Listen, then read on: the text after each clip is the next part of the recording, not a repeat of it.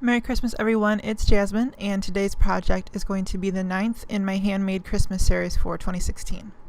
I'm going to do a really cool technique that I've kind of fallen in love with. I'm starting out with some Strathmore 140 pound watercolor paper. I've ran that through my die cutting machine using the largest of the stitched rectangle dies by Fawn. And this stencil is by Hero Arts, and it's called Crossing Waves. I'm going to do some texture paste. This is BoBunny Sugar Glitter Paste, and sugar is the title of the color because it's clear. So it dries clear if you don't put color in it. And it's really pretty glitter, really shines off the light when you move it in the light.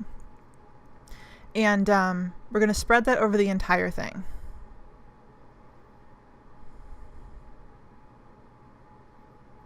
So I just got a palette knife and my glitter paste, and you want to make sure that it's even throughout the entire piece, and this will be our background.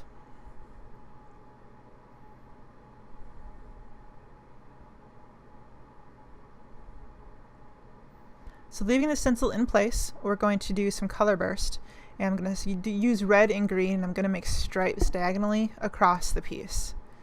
And as you can see, when it hits the wet glitter paste, it's going to bloom. And by blooming, I mean it's going to start to, the color is going to start to move into the paste just a little bit. There's enough moisture there to control the movement of it. And I smooth over it a little bit with my palette knife before I add the red, just to smooth out any big chunks that are in the powder, and to try to get it moving just a little bit. But you want to do these colors individually to smooth them out, because if you mix them together, red and green make black or brown, and you get kind of a ugly muddy color, and that's not what we want. So I remove my stencil, and you can see the pattern. It's nice and clear and sharp and white. It's just gorgeous. So you do want to clean up your tools immediately. If this glitter paste dries, it's going to create like a plastic on top, and it can ruin your palette knife or your stencil. So you want to make sure you clean this up immediately. And that goes with any texture paste, any texture medium that you want to use. So utilizing my Misty, one of my favorite tools in my studio, I've got some Vellum, and I've attached Stick It to the back. And Stick It is a really thin sheet adhesive that is super strong. It's perfect for die cutting. Love that stuff. So I put on the back of my Vellum to create a sticker with my Vellum. And I'm going to stamp my sentiment, and the sentiment is from the Penny Black Rejoice with Joy stamp set. So I stamped that in Versamark.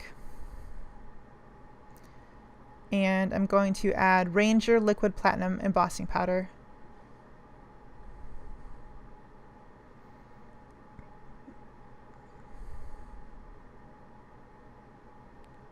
And then we're going to heat set that. And this is especially important with Vellum. Whenever you're heat embossing, you want to let your gun warm up.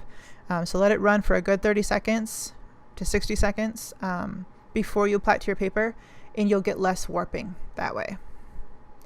And Vellum is especially prone to warping, so it's super important that you have your gun good and hot before you apply it to your paper.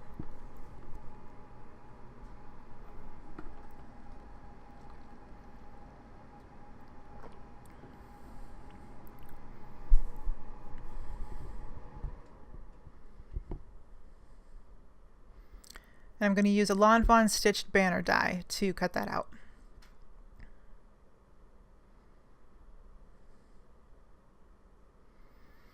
So here we have our background that's dry, obviously. And we're going to remove the backing paper from the Vellum and then attach it, kind of center it to our texture paste stenciled background. And I've also attached the watercolor piece to a card base using Scor-tape. And then to finish off our card, we're going to use some enamel dots. These are red glitter enamel dots. I believe they're from Virginia Turtle. And there's so much going on in the background that I wanted to keep the sentiment fairly simple, because I want the focus to be on the glitter and the color shift that's in the background. So that's our finished card for today. Thank you for joining me. I hope you have a wonderful Christmas, and we will see you later. Have a great day, guys. Bye-bye.